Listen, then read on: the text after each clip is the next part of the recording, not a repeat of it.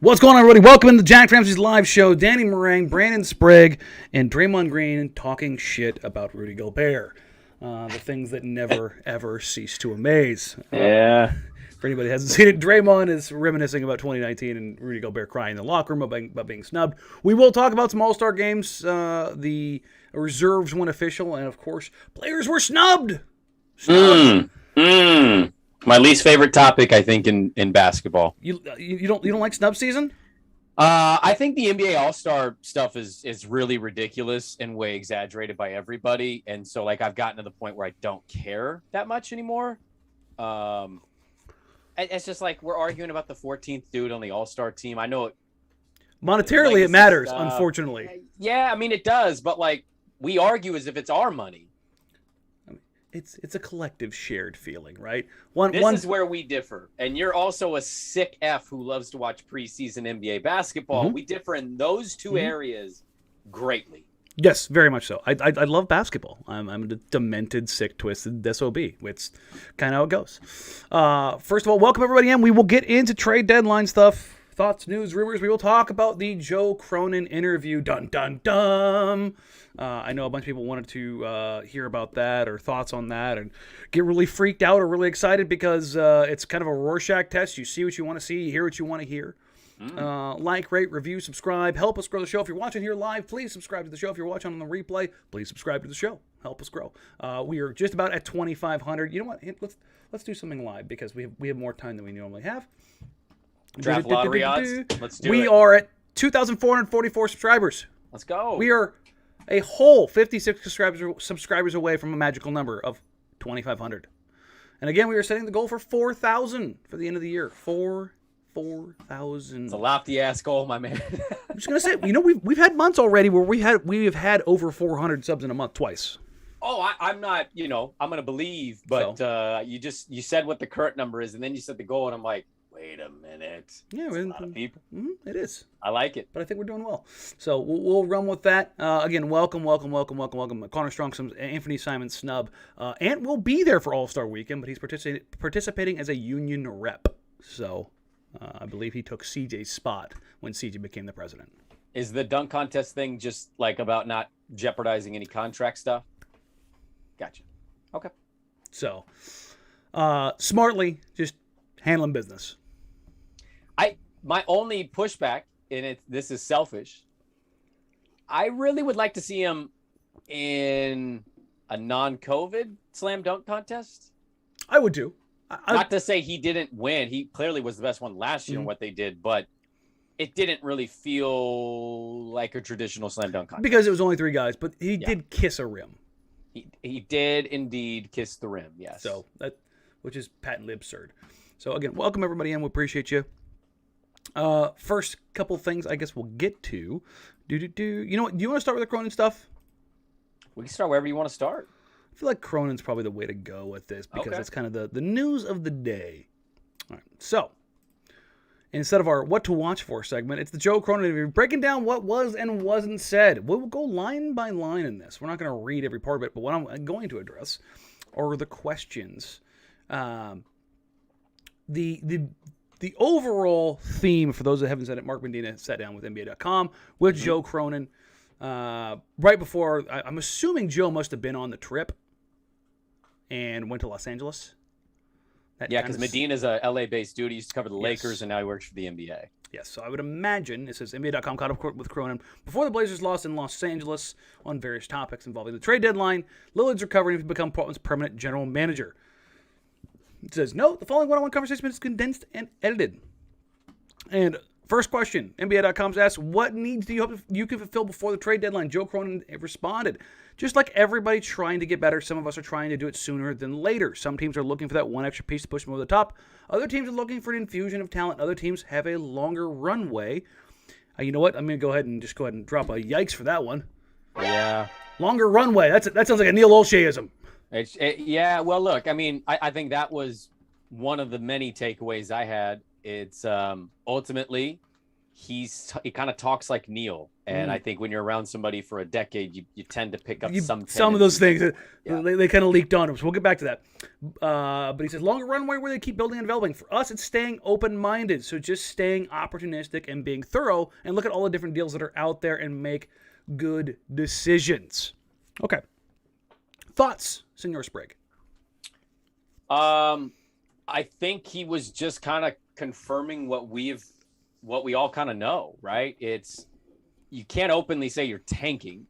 Can't actively say you're shopping everybody. No, you can't actively do that either. You want to make like people interested, like, hey, you didn't miss him. Maybe we should look to get a trade. I don't know. I thought he kind of just walked the line of bland.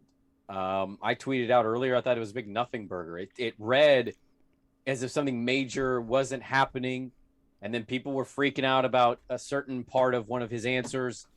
I just kind of viewed it as a general manager agreeing to do something for an NBA website and telling them absolutely nothing.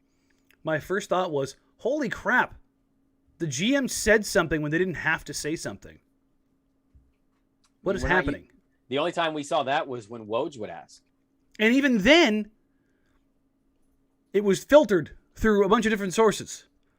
Yeah, I mean, we never had a direct line from Neil. The only time you ever heard from Neil O'Shea was in a actual press conference. That was it. There is one exception to that, and it's when they traded for Jusuf Nurkic in the first-round pick again from Denver, and the impromptu press conference was held in the belly of the Rose Garden, and all they talked about was the first-round pick.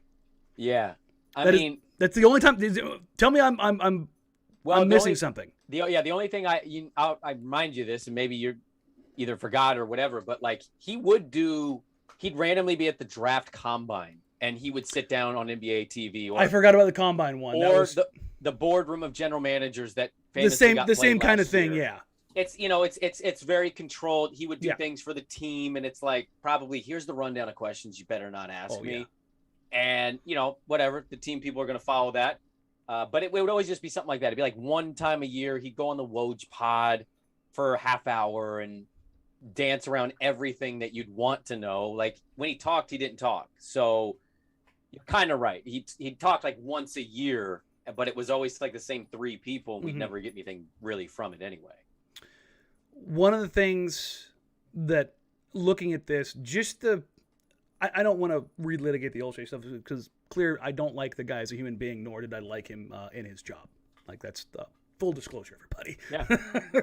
But Joe in this interview doesn't come across like, oh, I want to punch him in the face, which we also saw with the impromptu discussion where him and Hankins pulled up the chairs with Chauncey Billups and talked to people to kind of diffuse what was an epic shit show at the time. Right. Other than that, like, this is like this. We've seen or heard little things here or there. I've heard things behind the scenes that, like, I disagree with, maybe some thoughts, some processes, but I don't like. Yeah, that sounds like a rotten human being. So, like, we're getting more confirmation of that at least. So that makes me feel at least relatively well. And again, to your point, as far as like the nothing burger, this man stepped up to the plate and made basically the pitcher throw 37 pitches, but didn't get on base and made you feel good about the out. He battled. Boy, he battled on that one. Like, that's how I look at this interview. Like he stepped up in battles. He goes, okay, here you go. Here's the next question. How do you prioritize making moves that can help you win this season versus long term? His response is, it's delicate. I think we all take a big picture approach knowing that one season is a small vacuum of a larger picture. Okay, that one's important right there. It's hard. We're also competitive. We want to win consistently. Sometimes to do that, you have to take a step back at times. Sometimes you just have to be patient. So you're trying to balance deal by deal what accomplishes the big overall picture goals. Tanking. So here's your first index clue, right? The whole idea of one season a small vacuum of a larger picture. That's true. Very true. But operating really beyond anything more than 2 years in the NBA is insane because everything changes. Oh, yeah. Kurt Heelan from NBC Sports had a report today that Jaylen Brown may ask out in the summer. You saw that too? Listen, I have a very particular feeling about that article that maybe one of the sources is Merrill Morshey. Okay. Okay. I'm just... you know, maybe Philadelphia adjacent. I saw the report, and there was the part of me as a Blazer fan that was like, I almost just flew off the ground, like just levitate, little birdie wings, Daffy Duck style. Well, yeah. He's been the big fish. He's the Sure. one we've mentioned the most because they're struggling. It's looked weird with him and Tatum. I think largely has to do with point guard play. Marcus Smart is not a true point guard. But it's also possible a guy like him could get frustrated. It's like it appears that that's happening. He takes more blame than Tatum, and then they look at Tatum and go, Tatum, you're our guy. And they're like, but Jalen, this is your fault. Baby Mamba. Yeah, I just if it was true, I wouldn't blame him. And I think a team like Portland's licking their chops. There's a reason why I've brought up his name for a couple months now. There have been rumblings, but until it actually happens, He's also he's a heavy-based West Coast dude, very progressive. Like, he kind of fits the model. He went to Berkeley, for God's sake. He's a Cal guy. Which, it's a lesser California school, but. Wow. I'm just saying. Wow. I'm just saying. Well, he actually had academic standards to get into the institution, unlike USC, where it's like, here's the money. Well, yeah, I know, but you know how you get that money? You're smart. You're rich. Lori Loughlin. There you go. But so we talked about the view of all this, right? Yeah. But you have to take a step back at times. That's your maybe the Nasir Little was enough to nudge. I don't think that's going to be enough. You don't think it's going to be enough, huh? Nasir Little in a 1-3 road trip? You don't think you mean in that way? Yeah, no, nudging towards the tank. Yes. I'm sorry. I thought you were talking about trades. I'm like, no. I'm talking about tanking. Because, I told you what I had heard. I think that they were already going this direction, and I think that was just like now we can definitely get away with it without... Is that the Spartan kick down the well? Yes, I think it's exactly that. This is tanking! I think once Joe found out the injury wasn't going to be career-threatening and Nas was going to be okay and no rehab, I think there was a part of Joe that got out of the facility and was like, now we're going to suck. Tiger fist pump. Bing dong! Now we're going to suck. You hear the ping pong balls falling. There was another part in this. Sometimes you just have to be patient, so you're trying to balance deal by deal what accomplishes the overall big picture goals. Okay, Brandon, what is the thing that I've kind of hit on here when we're talking about making moves? It's not about the one move. It's about it's chess. It's what's this move going to help the next move, which is going to help your third move, which you hope is king. The move. Eventually get to the move, which is why, and I want to preface this before we get into trade deadline stuff. If their only move is Robert Covington at the trade deadline, I will be frustrated. I will be very frustrated. I am not going to crucify them until we get into September in the training camp and the roster is the same. That is a lot of time. However, there needs to, if they want that trust back, if they want that fan base backing, if they want belief in what he is or what he's doing or what his vision is or what this organization is doing, I really genuinely believe they need a show of good faith here at the trade deadline. Somebody asked yesterday in the live watch party, they asked me what was the thing I wanted to happen the most in terms of trades. And I just simply responded, CJ. Now, that's not a personal shot at him. I know some of this stuff, it's personal for a lot of people, so I can't tell somebody how they feel, but it's CJ, because that tells me you are serious and you are addressing some serious holes in roster construction problems that you've largely been punting on now for 6 years. That's the move. Covington getting traded, I know we'll talk about it. We'll assess and we'll see what it means for them. That's not going to move my needle. I think, honestly, for most Blazer fan, it's not going to move their needle. You have to swing with one of the three names. Norm, CJ, Nurk. It's one of those three dudes, and if you don't, and it's just Cov, and then the sell job is going to turn into, well, we're never done fully addressing the situation. If it's a very vague way of saying we're going to go into the summer, I hear what you're saying. I don't know if this fan base is going to want to be patient till September, man. Like, that's why I think this deadline is so huge for this franchise. There's a lot of people that have checked out from this shit. And no, 100%. It's one of those three. You trade one of those three. For me, it's CJ. If you do Nurk, that's fine too. But it's one of those three. Cove does nothing for me because I don't think you're going to get a big haul back. It could be the move for the next move, but it's one of those three. And here we get into the moves kind of wrapping up. But you guys aren't looking into thinking now is the time to do an overall overhaul or reset for the long term. And his answer was, we're looking at all different scenarios. Reset is a big word. We're too competitive to want to do that. So it depends on what you mean by reset. He qualifies reset. Reset meaning a long-term rebuild. No, I don't think we have an appetite to tear it all the way down. We have too many good players and too many ways to get better without taking a too big of a step back. Okay, so a couple things on that. That's my least favorite part of this Q&A. Go. So I've had Medina on my radio show. He's a very nice guy. Mm-hmm. He wants to go work for the league. Like, you love basketball. That's cool. I don't know where the editorial stuff came down on, but I can't fathom that was the back and forth on that part of that topic. Because my if I would have asked that question and he responded that way, I probably would have followed it up and said, well, let me preface it this way. Full rebuild, slight reset, keep everything. And again, this is the NBA website, so maybe he couldn't do that, but I just didn't like that. I didn't like that because it's like, of course they're not going to tear this to the studs and do a full rebuild. They're not going to trade Damian Lillard if he's not asking for a trade. That wouldn't make any sense. So I don't know. I viewed that part as like the most frustrating because that's, of course, Joe can get out of that question. That's an easy question for Joe Cronin. Full rebuild, reset. No. We have Damian Lillard. But it's like, well, how do you navigate with Dame, what the future without Dame? Like, I would have wanted that direction more so than that part of that. Which is hilarious because it's the shortest part of the interview. Yes. So they move into Damian Lillard's recovery, which we'll just kind of skip over because it's if the Blazers were in a legitimate playoff hunt and he was ready to go, he would play. If not, he's not going to play. That's end of story at this point. We kind of know what that's going to be. But what you touched on there, we have too many good players and too many ways to get better. I push back on that a little bit. You don't have too many ways to get better.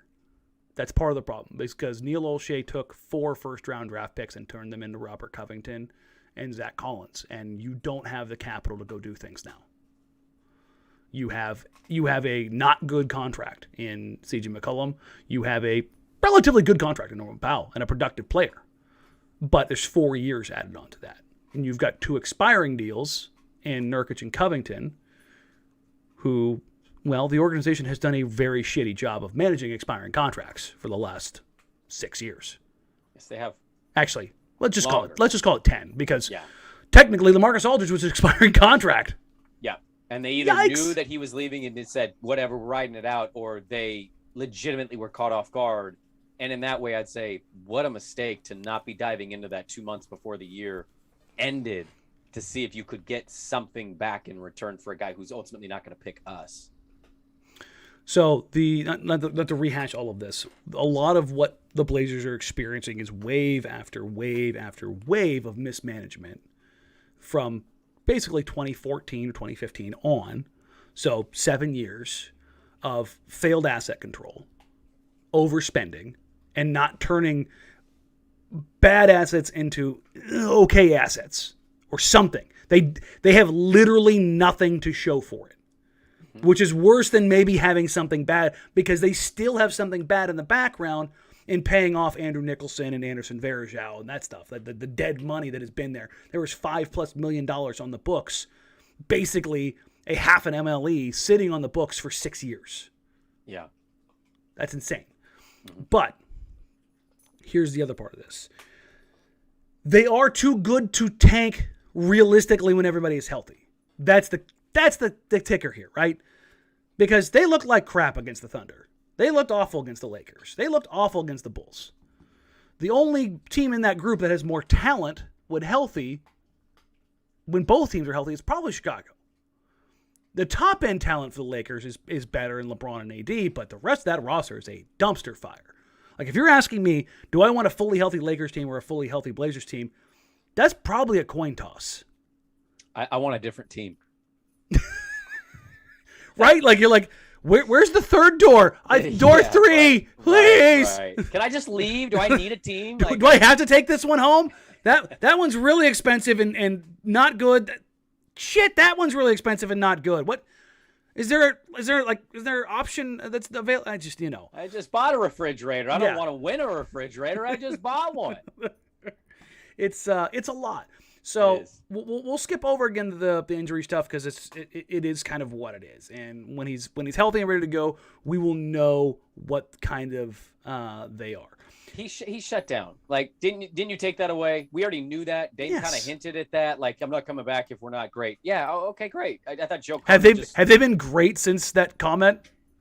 No. You know what? I'm gonna do this real quick. They have not been great since that comment. They had that one little run where they won like 6 and 10, and since then they've crapped the bed. So no, they have not been great. I want to pull up. Dame was shut down. Was it the 31st? I think it was the 31st that he got shut down. The 31st of January? No, December. Oh, okay. I was gonna say, like, what? It's been a minute. Trying to think. There we go. So the Blazers in that time period where they went 4-2 on that road trip are 8-10. That puts them tied with the Clippers, Knicks, Wizards, Pelicans, Pistons for what is that? 1, 2, 3, 4, fifth most losses in that time period. Yeah, that makes sense. That tracks. So, not thrilled. Okay, all right. Money quote time because 100 of you sent me some version or DM of this. What do you think of how Lillard, McCollum, and Jusuf Nurkic have been as a trio when they've all been healthy? Joe Cronin responds, together we've won a lot of games. Nurkic entering his prime. Dame and CJ are in their primes. Those are 3 high-level players. When we put the right pieces around them, we've shown that we can be very competitive. Brandon. I feel like we're going to be lockstep on this feeling of what that answer was, because this was the part that this was masterful. Rounds. Yeah.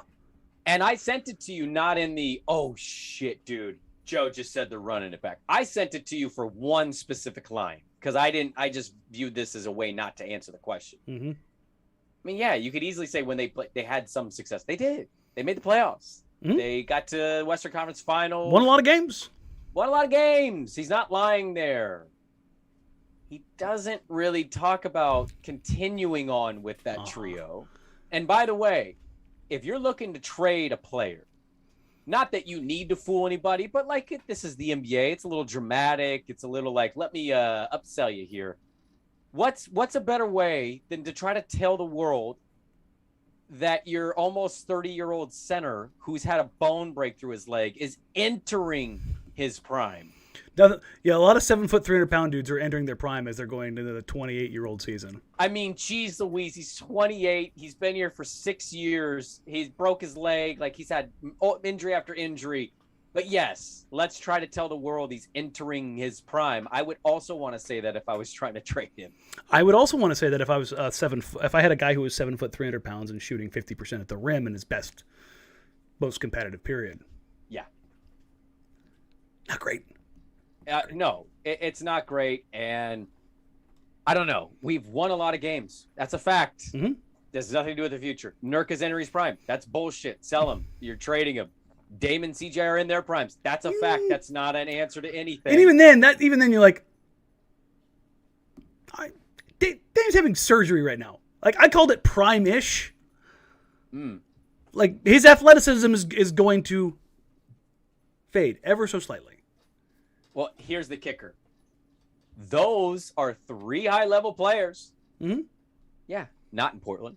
And when we put the right pieces around them, we've shown we can be competitive. What word is that last one? Competitive? Competitive, not contend. Uh-huh. Competitive. I will. And that's where I didn't get. People were freaking out on Twitter, and I'm like, folks, he didn't say anything. He said just nothing. Stated facts. He literally stated facts in a wonderful, like, this is a well-rehearsed, well-prepped, very, very well done interview by Cronin. When I read through this all the way through, piece by piece, line by line, I read it again and go, just trying to pick up his flow, his syntax. Like, how does he talk? Like, what words does he specifically use? He's very poignant in his word choice. He did not say contenders. He said competitive. He said these guys are good. He did not say this is a great team. He did not say this is a contending team. He did not say that they were contending in the past. He said nothing while saying everything. It was wonderful. It was. This is the kind of thing where you teach PR. Where Neil screwed this stuff up all the time and would take a question like this and be like, what do you mean? Of course. If you insert, this particular time period, if you use that 13 game, it was always some kind of stupid justification. Where this, he's just stating fact. Mm-hmm. It was good. It was really, as I read through it, I was just impressed. I was like, he said a whole lot without saying shit. Good for you. It's impressive. I want him to come. Yes, I want you to come out and give me the whole plan. Feed it to me. Nom, nom, nom, nom, nom, nom, nom. I know you're not going to do it. Sometimes I like to eat salad for dinner, but guess what? This was word salad. Yeah. It wasn't steak and potatoes. No. This wasn't, Daryl Morey coming out there. Oh, yeah, no, I'm going to get fined for tampering because I'm going to say I really like player X. No. He talked about Chauncey and roster turnover and playing their style. I think it's easier to kind of take that stuff in when he talks about the idea of playing Chauncey's style of basketball. Well, yeah, when you take out basically the starting five and you put everybody else in there, right. It's like, how do you want us to play? I think that changes it. They talk a little bit about Andre Patterson and the things that he brings behind the scenes. But the last question, this is in the entire piece, Brandon. This is what made me raise my eyebrows more than a single other thing in this article. Okay. What is the latest message from ownership with your long-term future? They've been very open with me as far as I'll have an opportunity to keep this job. Okay. But there's going to be a search. Word? Okay. They showed a lot of trust in me by allowing me to make some decisions with staffing and going into this trade deadline with some roster decisions. So the trust they've shown is really all I can ask for, and it's a big compliment. We'll just take it as we go, and as far as what the job search looks like and what my chances are. I'm sorry, what? There's going to be a search? No said search has taken place? That hasn't happened yet? Just stringing this along? Oh. You and I disagree here. Okay. I think this was also a word salad. He hit a lot of the things that an interim guy would say, knowing he's getting that job. Because here's my pushback. This is why my eyebrows didn't raise to this the way yours did. Okay. Does it make any sense? Any sense? Actually, I'll ask, please make this make sense if you can. Why would you allow a guy to hire an assistant general manager and navigate through the biggest moment trade-wise your franchise has been in I don't know how long, if you're ultimately hiring a different person who doesn't share a similar vision or a similar thought on roster construction and personnel choices? That's what doesn't make sense to me, unless he's going back to what his role was and they know who they're hiring and he can't say that, so they have to use the word search. Yeah, we will conduct a search. He's either got that job and for some stupid reason they won't just name him the GM, or they know who they're getting and it's the NBA and it's petty and it's messy and it's disgusting, and they've back channeled on where they kind of want to run this thing. I don't know if that exists, but I just viewed this as like a way to dance around saying I'm the general manager, because it does not make logical sense in my mind to trade CJ McCollum, Jusuf Nurkic potentially, Robert Covington, maybe Norm. I don't know who they're going to trade, but to trade all those guys possibly makes no sense. To have a guy who's not going to be your general manager do that and then go hire a general manager and say, here's the roster. But wait, that's like you want a chef. A chef wants to make the food, but you just served the chef dinner. He said, here's the dinner. And the chef's like, I didn't get to make this. I have to eat this. That doesn't make sense to me. I am with you as far as you're carrying this. My pushback, I think, is the idea of he highlights some things that they let him do. A lot of this stuff hasn't been public, the hirings and firings. Actually, the hirings, I think, have mostly been public, but there's been some backroom stuff that hasn't been public. The firings have not been public, and there's been a lot. People that have been there for a long time. That makes me go, that was like my whole thing, my whole spiel of like, oh, he's getting this job. But if we're talking about an organization that doesn't want to spend money, if they are indeed going to go out and do another search or do a search after this, it doesn't really add up. Why haven't they removed sell me on why they haven't removed the interim tag yet, if they are going to give it to him. Okay, so here's my first question, and this might be a dumb question, but I just want to ask this to get it out of the way. Go for it. Is there a rule in the NBA for front office spots like this, the way there is in the NFL with what we're seeing with Flores, the Rooney Rule? Like they're supposed to talk to a minority candidate. Is that a thing in the NBA? I don't think so. Okay, I didn't know. If there is, then that's what I would point to. Because if there is, I don't think the Blazers are in much trouble because they've done so much over the last 2 years to try to change that. Sure. Remember Jamel Hill calling out the social media team like a complete idiot, not knowing how that all works, that all of the work done within that department was done by 4 whole people, and then throwing it all on a single person's lap, which was a shitty thing to do. But the Blazers have tried to rectify that. Again, and Andre Patterson. Literally just hired. No, I know what you're saying. Yeah, what they are saying. Yeah, I'm wondering because you're trying to ask me why haven't they removed it. That's my first thought. I don't think that's the case, mostly because there are a lot of minorities in positions of power in the NBA. Maybe not as many as there should be, but I think it's a discussion for the. Like, if you look around the NBA, a third of the coaches are black. And how many GMs? I couldn't count them all in my mind. I counted, I think 4, 5. I think there's 6. Is there 6? Okay. So I went through the roster. And that's usually like a revolving door of like 1 goes, 2 come in kind of a deal. Because so I think they've done well in that regard. But yeah, if that is true, I'm not 100% certain, but I don't believe that is a rule in the NBA because they have done well. Sure. Because the more I think about it, the more I go, they did the a lot of the pushback over not having enough coaches over the last year. And remember, this offseason was the reckoning where you saw more black coaches in the league. You saw Chauncey, you saw Silas, you saw what's his name in Orlando. You saw Willie Green in New Orleans. Yeah, so you saw a lot more getting Ime in Boston. Like you saw, this was the biggest hiring cycle of black coaches in the NBA. I just Googled if this is, I Googled mandate to interview minority candidates in NBA. I'm getting Rooney Rule articles, and I have one from the Undefeated and another one from a different website from 19, basically saying, should the NBA be looking to adopt the NFL's? Yeah, I don't think they have anything like that. So I don't think they have anything like that. So, okay, that's gone. I can't answer that question. If that's not a thing, I can't answer that question because it's never made sense to me. Why to keep the tag on him?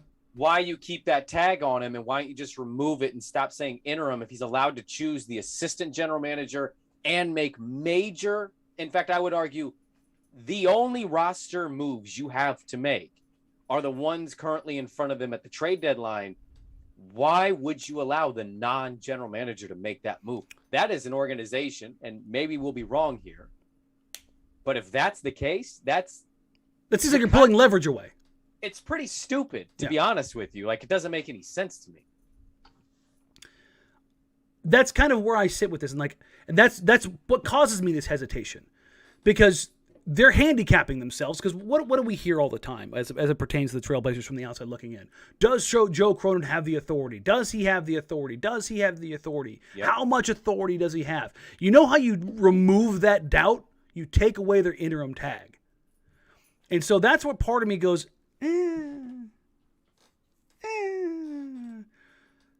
should I be wondering if they are going to indeed conduct a search? Because I am with you. But when he said that so plainly, because every other question he answered before in this article, Brandon, he dodged it masterfully. This one he tackled head on. And that's what, like, his change in tone, his change in delivery, everything in that was, it was no longer about, oh yeah, this is, it was very, very direct and poignant. Yeah, no, we're going to do this. We're going to do this. They gave me this, and this is why.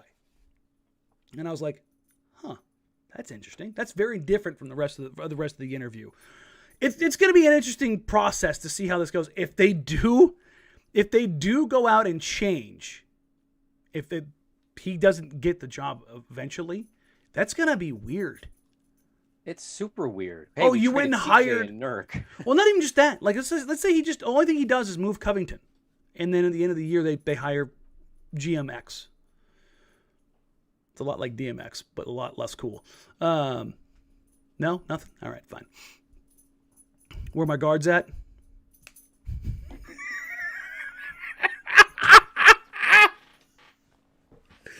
That got him. You're ridiculous. You're absolutely ridiculous, man. Now I'm just picturing Dame and CJ popping wheelies on banshees barking. Like, that's all that's going through my mind now. What are we doing?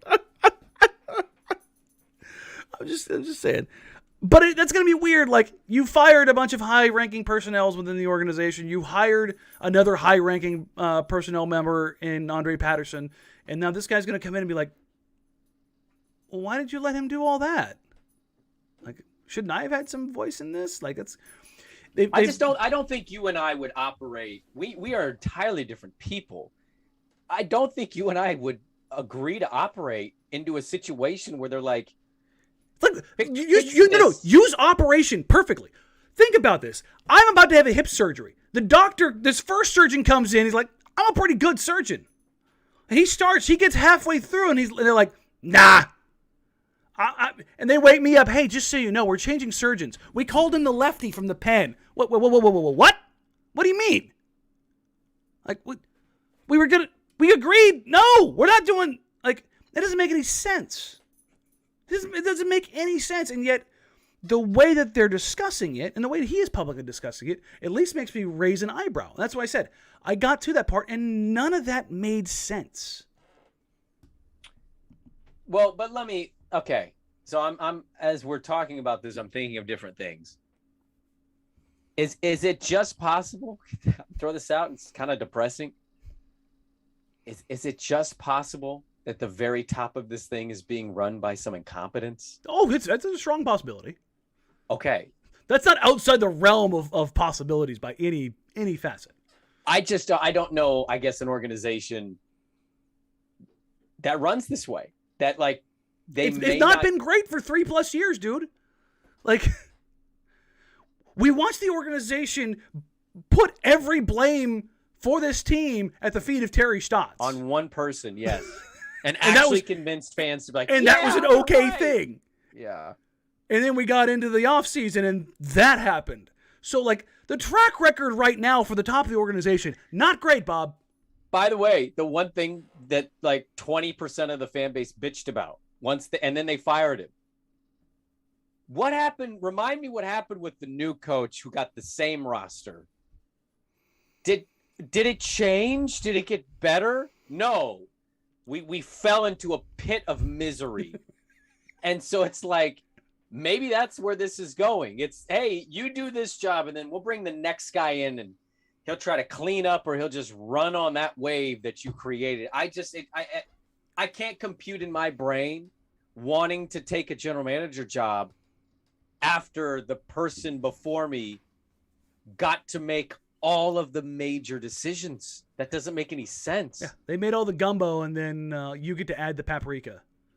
And I don't know what the secrecy's about. Again, I don't know, but It's weird. That's why I fall back, Danny, on just saying he's the dude, and for some reason he's waiting on them to remove the tag so he won't publicly state that he's the general manager. I don't know why, but that's where I'm going with it. I look at that and I'm like, everything about this is just weird.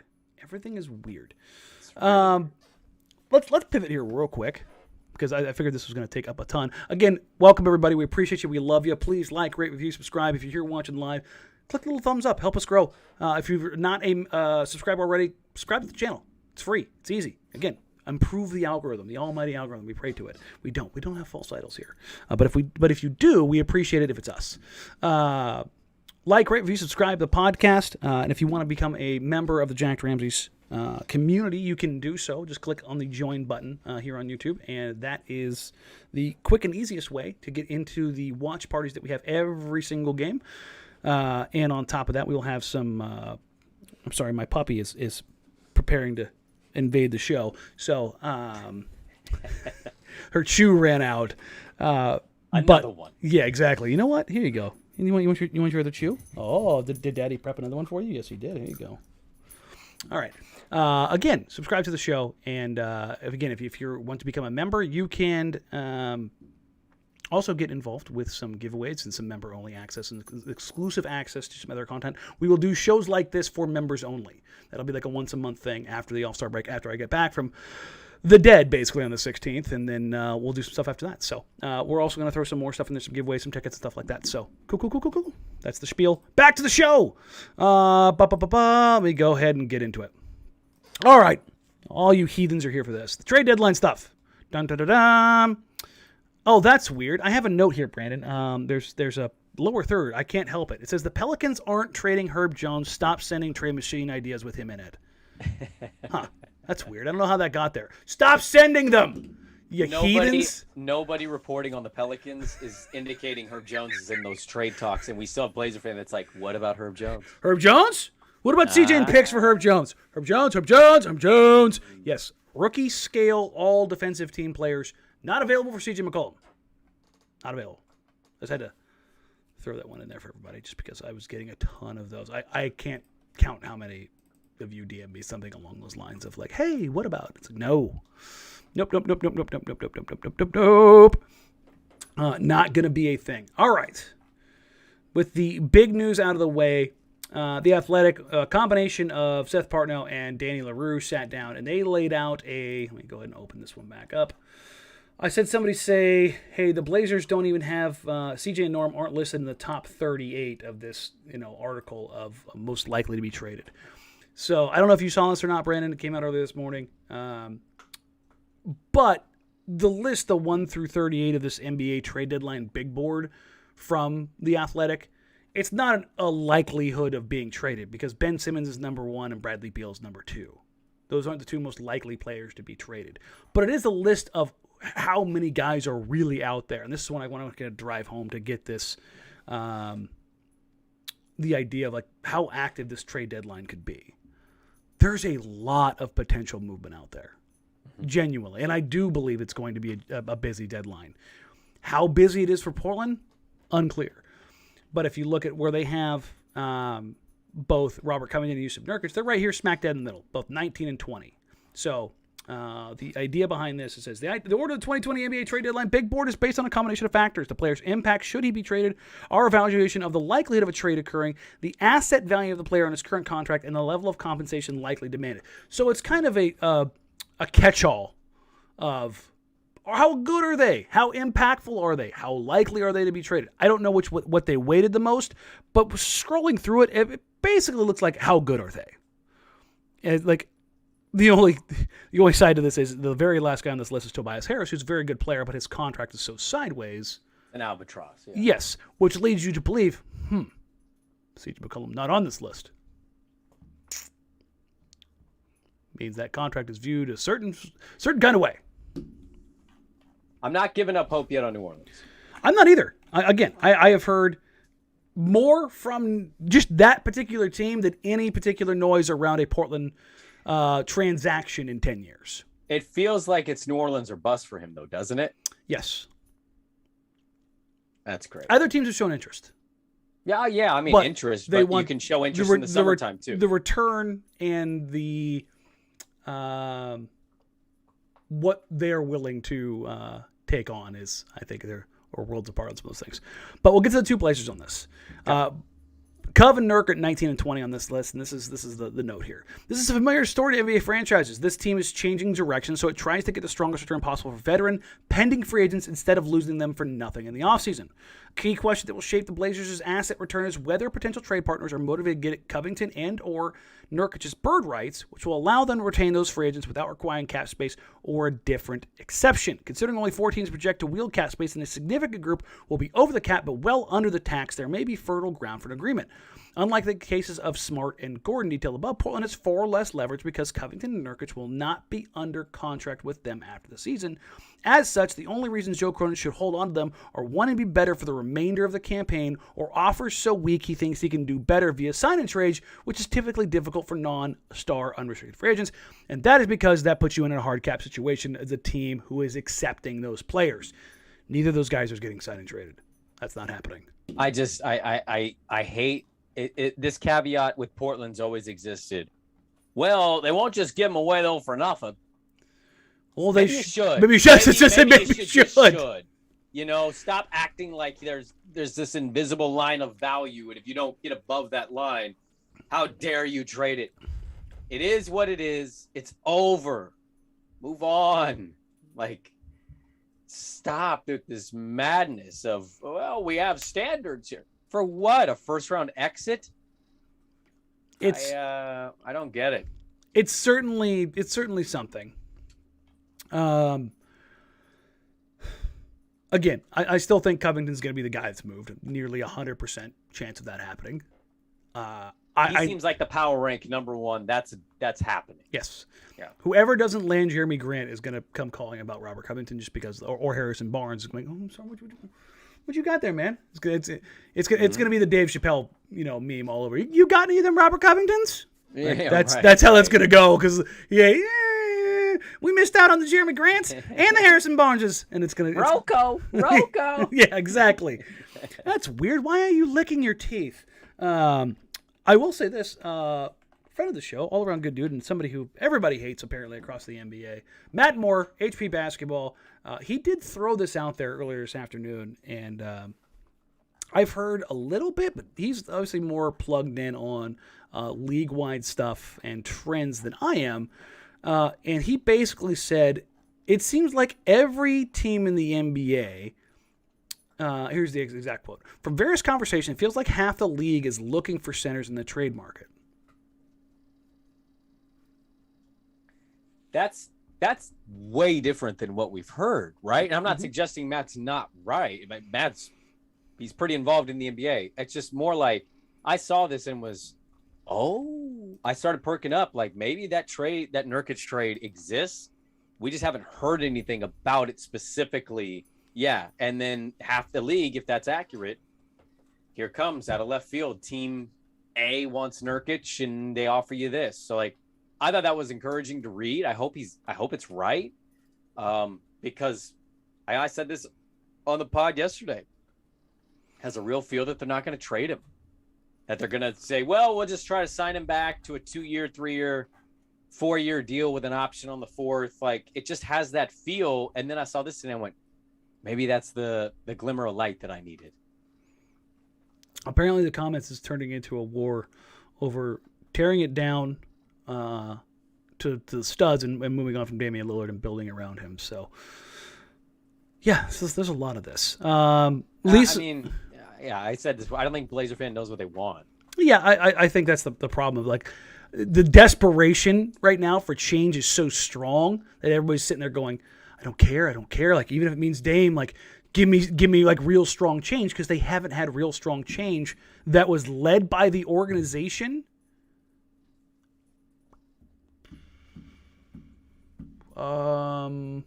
Probably getting out of the Jailblazer era. Yeah, I'm starting. That was. I'm like, what was the last? No, Gerald Wallace trade. That's Sure. the last trade that was led by the organization that was defining. I mean, I asked this when they played OKC. I think a lot of Blazer fan feels like, oh yeah, let's just strip this down. We're not going to keep Dame long term. Let's let him go win a ring, restart this. I hate that. Well, but I think that's a real narrative, and It is. That's fine. That's fair. Whatever. I disagree with that opinion. My response, though, to those same people are like, I'm watching a lot of you freak out and not be able to handle this one season. Are you ready for 3 years of suctitude? Oof. Because if that's what you're talking about, that's what it takes. You have to be all in on being bad. Mm-hmm. In Portland, you ain't getting free agents. You trade Dame, you'll get some good assets in return, but you're not going to have many assets to play with. You are going to have to be the Orlando Magic, except you have to make the right picks and see in 3 years. Because I think the evidence right now is suggesting most people can't take that. They either won't watch it or they're outright lying to themselves about supporting that, because it's amazing to watch the amount of people that tell me, I don't care, I hate this team sucks, I have no interest. You can say, well, the young talent, I'd be in. Okay, and then if they're losing games the way the Thunder are, you still in? I don't know if you are, and that's why I think there's a lot of Blazer fans that don't know what they want to do. Yeah, and when we talked about this, I said 2 years is, I think, the most this organization, like fan base, could handle, because they've been successful for so long. It's just they could not handle that without just absolutely losing their minds. That's, I think, kind of where we sit with that. Let's take this and kind of pivot to the idea of most likely, least likely, and what kind of returns that are out there. There hasn't been anything other than, as far as like recent, as far as changing rumors, is other than Covington is now being looked at by New Orleans, which to me is a little bit interesting. So Covington is obviously the most likely candidate for trade for various reasons.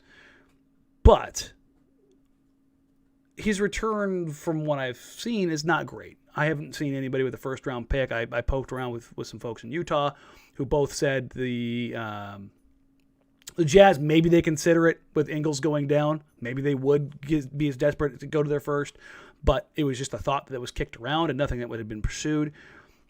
Cleveland, you're looking at like Cedi Osman and some second-round picks, something along those lines, which is kind of funny because Cedi has, I think he had a 12-assist game the other day, and he also had a 30-point game like the game before that. Like all of a sudden you're like, I could talk myself into Cedi Osman. I would actually be really excited to get him. Yeah, maybe he's found a little bit of something. Maybe it's a bit of a hot streak, but I don't think if you're talking about a flyer on a guy at a position of need, that would be a real problem for Portland. But when we're talking about the most likely, least likely, when you're talking about most likely with Covington, I think if you're including Covington with CJ to New Orleans, if that were the combination, you put those two together, maybe you could pull another pick out of that deal. Maybe one that isn't quite as valued. Maybe it's one a little bit more heavily protected, a little bit further out. But perhaps that's a way that you can get a little more value. And you could turn in a first-round pick out of Covington. Mm-hmm. You wouldn't get anything else, but the package of, Hart, Satoransky, Hayes, plus two picks. Two first. Yeah. Two first, yep. Unequivocally. And maybe those two first, when you include Cov, maybe instead of one more heavily protected, that protection drops down a little bit. Yeah. I would be all in on that move too. I should have, along the song that Herb Jones one, I should have also included Jonas Valanciunas is not getting traded. Yeah, man, people really want him, don't they? Because he's good. Yeah, yes. He's good. He's not getting traded. And the only way the Pelicans are trading Jonas Valanciunas is if a Godfather deal comes. Yeah. And the Blazers do not have a Godfather deal that Jonas Valanciunas will be involved with. I'm a super Debbie Downer on saying this, but I really want to get your answer. I just noticed at 6:08, my daughter has basketball practice in like 20 minutes. Would you power rank Nurk ahead of CJ or CJ ahead of Nurk of most likely to get traded right now? CJ ahead of Nurk. Wow. CJ ahead of Nurk. They're not going to trade him, are they? I don't think so. It's my fault. I didn't realize how late it got. No, that's okay. I didn't either because we got so into the Cronin stuff. they're operating on the assumption they're re-signing him, right? If they're not going to trade him, because why would you let an expiring contract just go for nothing? zilch? Not even a second round pick. Like Give nothing. me a GD second round pick. Like I something. don't even care. Yeah, something. That's the frustration of all that. I don't know. It's all very dumb. The one thing to keep in mind for everybody out there who's looking at everything right now is this: it is prime smokescreen season. Yes. Prime. This is it. This week, every single report. Do not take it for anything other than, if somebody says so and so is interested in this, who benefits from that information? That's where the leak came from. That's where the leak came from. 100%. That's where the leak came from. Wait a minute. Bradley Beal going to Philadelphia didn't come from Washington, D.C. Yeah, exactly. They're not throwing that out there. There's not a desperate guy in Philadelphia right now who put himself in a corner and thought he could get out of it, but now he can't. So he's stuck with a player that doesn't like him or like the franchise player. There's no way. Weird. But yeah, this is prime smokescreen season. Do not take anything at face value. Nothing at all. And with that, we will get out of here because Coach Sprague has got to go coach. He says he's not a coach, but he's a coach. He's a liar. On the baseline. We love you all so very much. We appreciate you. Like, rate, review, subscribe. If you're watching again live, please click subscribe to the show. Help us grow the channel. Help us get to 2,500 on our way to 4,000 by the end of the season. We will be back tomorrow. Brandon, this is going to be 4 straight days of Blazer basketball. Yesterday, today was a live show. Tomorrow with Oklahoma City. And actually, I should probably say this. It's 3 straight days of basketball because Saturday night, Danny's going to the Bucks game and he's not going to be here. So, hey, all right. Danny, good for Danny. I'm happy you get to go to a basketball game. Go to a basketball game and put myself in a lot of pain so I can watch a team that just rips my apart my insides. Well, Milwaukee won't. If you go as a Milwaukee fan, it won't. It's do that. true. I'll go. Listen, one of the only non-Blazers memorabilia things I have ready to go up in my office is an autographed Giannis jersey. Did you buy it online? I got out of NBA jerseys for a long time. Mm-hmm. And then I don't know why, but like I had a summer where I was walking around like, it'd be nice to have a cool tank top. And I'm like, jersey, cool baby. Tank top. So I bought a Dame jersey, and then I bought a Giannis jersey, and I'm thinking about buying a Ja. Oh yeah, no, that's on the list next. I was gonna buy one this summer, and I was like, I don't want to spend the money. Really wish I would have done that because the value of autographed Ja jersey has gone up exponentially. He's the best player from his draft. It's not particularly close either. No, it's not. We'll get out of here on that though. Again, like, rate, review, subscribe. Help us grow the show. Jack Ramsays podcast and show, a part of the Blue Wire Network. Help us grow the show. Help us grow the show. That is the theme of the day. We will catch you guys tomorrow for the pre and post game show and the live watch party for the Oklahoma City Thunder. Yes, they're playing them again. They played them 2 more times after that. It's going to be a lot of Thunder. But the trade deadline is less than a week away. Less than a week. As crazy as that is. James asked if I'm putting up the watch party. The good thing is about the watch playback guys, they put up the watch party for me. I just copy and paste the link. So I can do that from the game. So I will do that. And maybe, I have the mobile app, maybe I will check in from the game. No chance. You're going to be drinking beer. You're going to be watching Giannis hoop. I'm just saying. Unless you log on and you're like, guys, this game's awesome. I may check in just to say what's up and a little live in arena experience. But yeah, the watch party will be up. So we will catch you guys then. Take care. We love you all. You can find us on social media at Jack Ramsays, at Danny Marang, at Brandon Sprague. You can email the show jackramsays@gmail.com. Until then, talk to you all soon.